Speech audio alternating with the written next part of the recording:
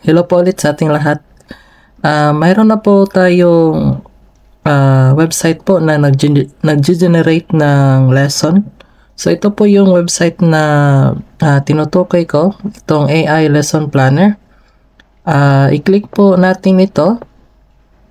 Tsaka mayroon pong lalabas na mga mga tabs. So pipili lang po kayo kung ano po yung mga lesson planner na gagawin ninyo. Yan. Meron po tayong DLL, meron po tayong DLL, meron po tayong planner, meron din tayong planner, meron din tayong lesson planner, weekly lesson planner, iba.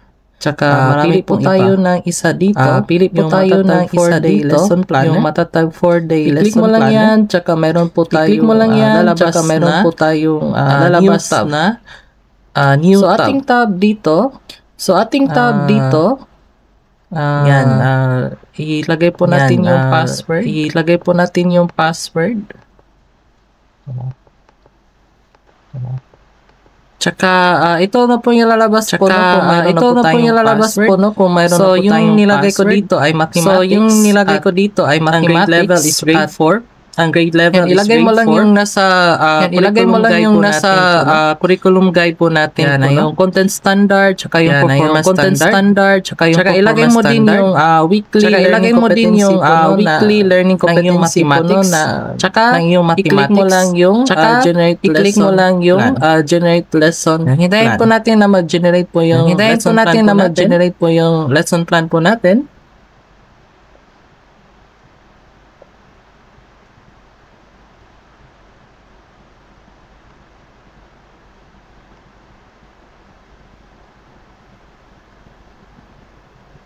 At ito na po yung ating yung maganda po nito po no, yung maganda po pwede po natin nito siya ma-download, Docs po or Microsoft.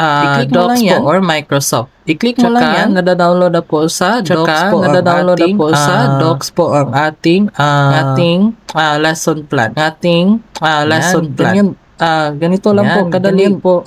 Ganito lang po kada-generate na ngayon ng lesson plan. Powered na ngayon ng lesson. Mas powered by at AI. Mas pinaisip pa po at yung ating pagtuturo dahil sa pagtuturo itong tool na ito. Yan, ako si Vince po, no?